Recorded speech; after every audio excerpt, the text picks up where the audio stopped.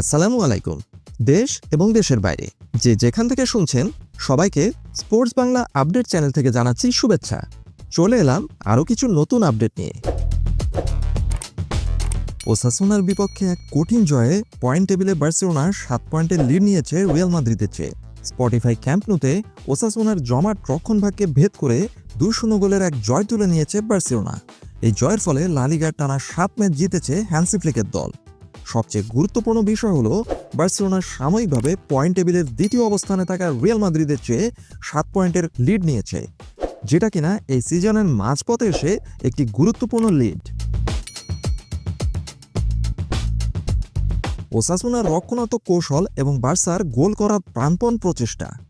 Osasuna ম্যাচের শুরু থেকেই তাদের রণকৌশল স্পষ্ট করে দেয়। তারা 5 জন ডিফেন্ডার এবং 3 জন মিডফিল্ডার দিয়ে একটি শক্তিশালী রক্ষণাত্মক দেয়াল তৈরি করে, যার ফলে বার্সেলোনার জন্য সুযোগ তৈরি করা ছিল অত্যন্ত কঠিন। কাতালানদের গোলের সুযোগ তৈরি হচ্ছিল খুবই কম। প্রথমার্ধে ফেরান তোরেস একবার মার্কাস রাশফোর্ডের ক্রস থেকে হেডে গোল করলেও ভিএআর সেটি বাতিল করে দেয়, কারণ সেই গোলের বিল্ড আপে রাফিনা অফসাইডে ছিলেন। সুযোগ না পেয়ে পাও কুবার্সি, আলেহান্দ্রো বালদে এবং রাফিনাকে মাঝে মাঝে দূরপাল্লার শট নিতে দেখা যায়, যা ওসাসুনা গোলরক্ষক সার্জিও হেরেরাকে তেমন কোনো সমস্যাই ফেলতে পারেনি। অবশেষে রাফিনিয়ার ব্রেক থ্রু ম্যাচের মোড় ঘোরানো এক মুহূর্ত এলো বার্সেলোনার সামনে।